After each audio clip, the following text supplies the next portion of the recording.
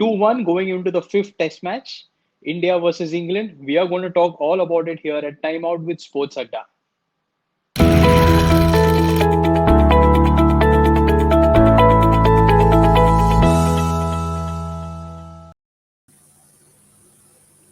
Hello, Arun. Fantastic win for the Indian cricket fans. All of us are very happy. The series is brilliantly poised. I mean, we have nothing to now lose.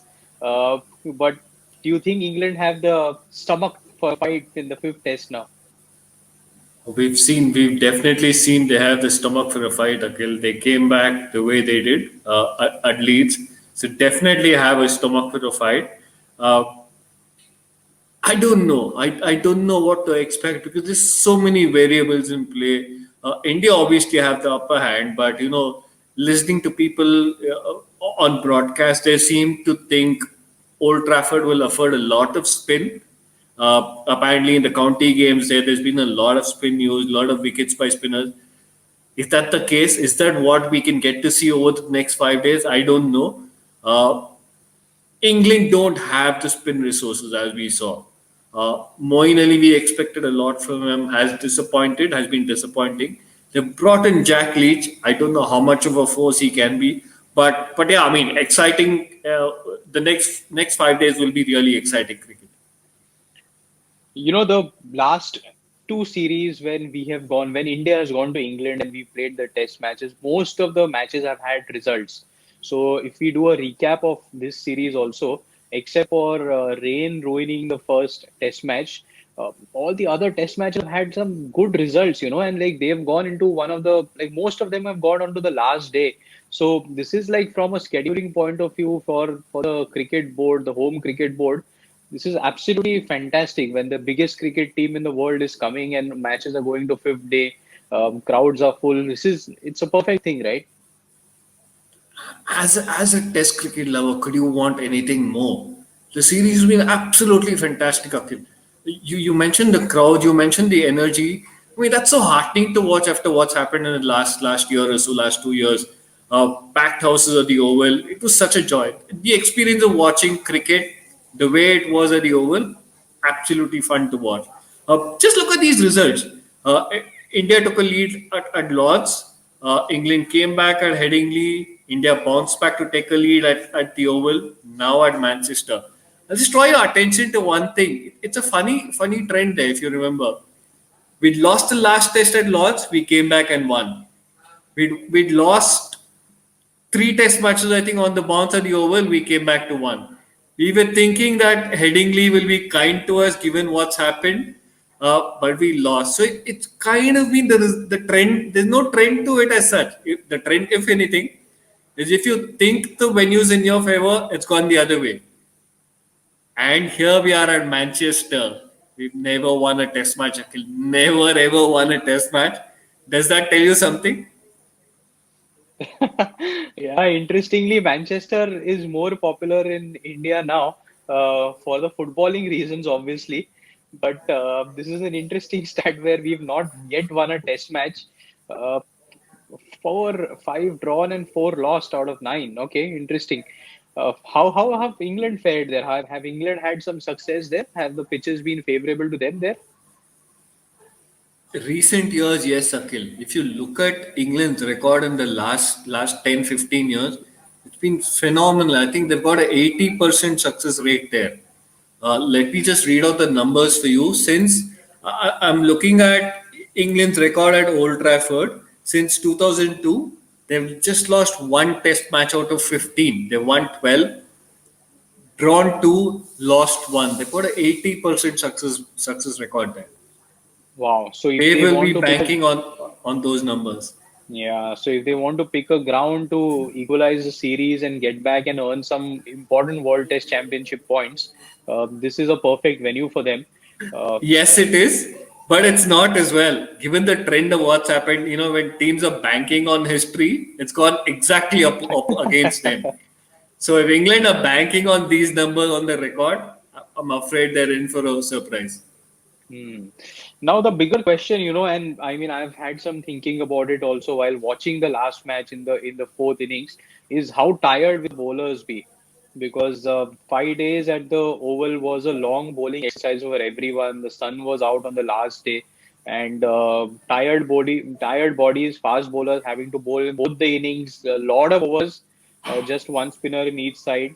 So I'm sure it's not a tricky process. The teams traveled yesterday again, so yesterday was entirely gone in travel. Just 2 days to recovery. The fast bowlers have had some success, but it's been tough work for them, right? It was tough up for them at the Oval. And uh, the question about what to do with the fast bowlers, England face a few difficult decisions more than India. And Hmm. the reason I say that is one, let's look at the overs bowled by England pacers. Uh, let's start with who's bowled the most. Ollie Robinson. He's young. We've brought up this age factor there on purpose Yeah. because 27 years old, he's young, but look at the number of overs he's bowled 166.2. Hmm. James Anderson is a big question, and there are chats within the dressing room. Should he Yeah. play? Should he not play this decider? 39 years old, 163.3 overs, and now with just 2 days of recovery before the next test. I don't know. I'm sitting on the fence on this one. Sam Curran's out of the equation. Craig Overton's looked very ordinary, very pedestrian in the last test match. Chris Hmm. Wokes, absolute champion, not bowled so many overs, so he will be picked. Mark Wood will play. Now, will Mark Wood play in place of Craig Overton or will he play in place of Anderson is the question that England need to answer. Hmm.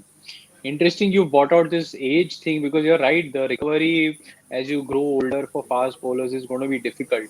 And we saw what Australia did in the Ashes, if you remember, where they rotated their fast bowlers even after winning test matches around. James Patterson got a go. I think Peter Siddle got a go, even after winning test matches. So that was something which was rare for me to see. Usually, I have not seen teams changing combinations after wins. So England have to look at this because if Anderson falls, I mean he fails to bowl overs in the last Test match, then they could be in trouble. The question is England need to win. Had England been in a lead, they would have They would probably have taken a rested. risk, but England need to win this test to draw level. So they need to pick those 20 wickets, and that's the question mark now. Therefore, do they bring in Mark Wood? I don't know. Do they leave out Anderson? Anderson actually looked. I would use the word ordinary. It's very cruel. He didn't look menacing in that oval He didn't do test. Anderson like. He didn't look Anderson like. Obviously, the conditions weren't for his liking, weren't pace friendly, but he didn't look Anderson like. Yes, and that's the question. That's the challenge. If it were me, I would probably lean just a little towards leaving Anderson out. I would pick him. I would pick him because he's got a long break after this. Ashes are quite a way away. So I'm gonna if I were in the management, I'm gonna tell him I need one innings from you, where you just give me one 3 wicket spell, get the top order out, Pujara, Rohit, Rahul, and give me that window. I have four other bowlers to try and then exploit whatever I need to. Yes, but there's also one other factor. Just struck me. This could possibly be his last home test match, isn't it? Very interesting. This could be very realistically that because then England don't play a lot of Test cricket after this. The next tour is going to be the big one for them, and it's an away tour. So you know how Ashes away tours have been unforgiving for a lot of England players. You know that has been like the end, and then they've managed to rebuild side. So it's a very important phase. I think he'll want to play this because I think it's his home ground also, so he'll want to leave an impression. This is one of the last big games he can actually have against the big side. So he'll want to create an impression. What about the Pacers in the Indian squad? Around lesser problems for Virat Kohli. He's justified having four fast bowlers, not taking a spinner, and he has a lot of Pacers who have age on their hands. That's the difference. Lots of pacers who have age on their side, and lots of pacers who have not bowled 160 odd overs. You look at Siraj 126. You look at Shami 96. You look at Ishan. Ishan might not play. Look at Shardul coming in fresh. Uh, the question for India is if the surface is spin friendly, as it's expected to be, which of the seamers do they leave out? I'm leaning towards a Siraj because Siraj was the one who didn't pick up so many wickets in the last test match, but that's cruel. That's really cruel, isn't it? Yeah, it'll be really cruel to leave out anyone after such a fantastic win. And the way that he's bowled in some of the spells, especially at Lords, where he showed that even on unresponsive wickets, he was getting swing.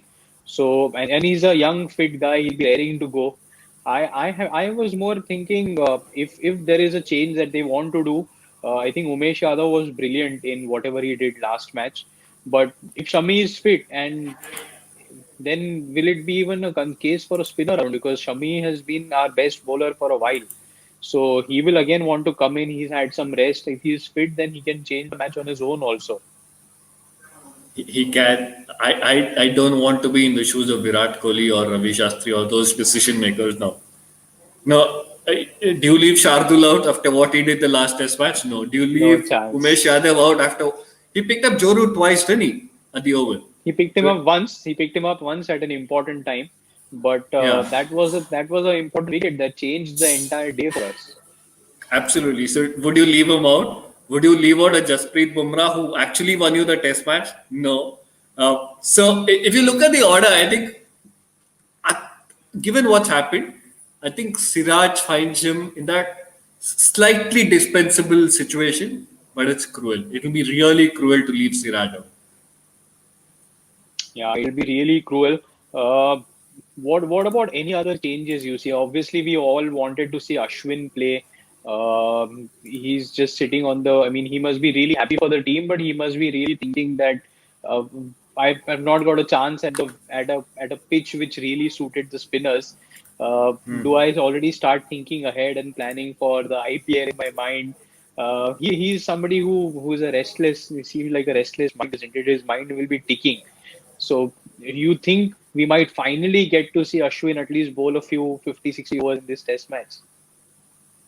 I think so. I think, which is why I said at the start of the show, there's a lot of chat about Old Trafford being spin friendly. If that's the case, I mean, we're hopeful that Ashwin will play.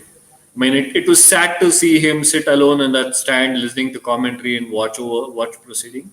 Uh, Somebody with 400 wickets, Akhil, cannot digest that. Yeah, and that's true. I mean, he's been a proven match winner for the Indian team. So it must be really hard for him to just sit out and watch the game. Uh, but heartening from You his know, point of somebody, view. one of my Twitter followers, Dr. Sumant Raman, actually asked me this on Twitter, and I'm yet to figure this out. When was the last time somebody with 400 wickets or the second ranked bowler in the world actually missed four Test matches? I mean, just thinking through it, I can't figure it out. I'll probably have to sit and research. But I mean, how often has this happened? The fact that we can't recall it, I don't think too often in the past. Yeah, it's a really tough one. And I mean, look at the bench strength in terms of what India has. Like, you have these 4 or 5 fast bowlers that you can keep shuffling when you play overseas, and when you come home, you just have one or not just one. You have two guys with extraordinary records, home records, where you can wipe any opposition out clean. So it's a formidable bowling lineup that you're right. I mean, Virat Kohli has some formidable bowlers at his disposal now. So India You know, picked a you really good mentioned now. the fast bowlers, Akhil. The one comment I read on Twitter after that Test match, which brought a smile on my face, is India have turned from being flat track bullies, meaning batsmen who piled up the runs at home, to flat track bullies, meaning bowlers who can demolish, dismantle opposition on flat surfaces. Huge compliment, done. And that probably justifies leaving somebody like Ashwin out. Yeah, you're right. I mean, it's a very good observation. And there was one more tweet that actually I got tagged on, Arun. So if you've seen the last four overseas wins for India, which is Melbourne, Brisbane, Lords, and now Oval, you see the man of the match in each of them, Arun. There have been four different batsmen from the Yeah. top order, and whose names are not Kohli and Pujara, who won the man of the match. So it's a very interesting sign for Indian cricket, which was so heavily reliant on like one or two persons One going or and two. winning test matches. Four different people, two of them openers, different openers, not just one guy scoring the bulk of the runs. But this is like a solid lineup. Like you have four, and then you have Pujara and Virat Kohli. So you have six people capable of winning you matches on their own bat. Absolutely spot on. Absolutely brilliant, brilliant observation. That I'll give you one more. And this was driven by Mr. Sanjay Manjrekar's observation that Ashwin doesn't pick up fifers. In all these wins, there's just been one fifer. There's only been one fifer, Akhil. Siraj picked up a fifer in Australia, but other than that, it's all been 4-3-2-1. Everybody shared the wickets. So fifers are overrated. That's been my stance ever since I've been following cricket statistics. Yeah, I mean, you have four good bowlers bowling like the West Indies had. You're not going to pick up 5 wickets because everybody is going to come and wanting to have a bowl.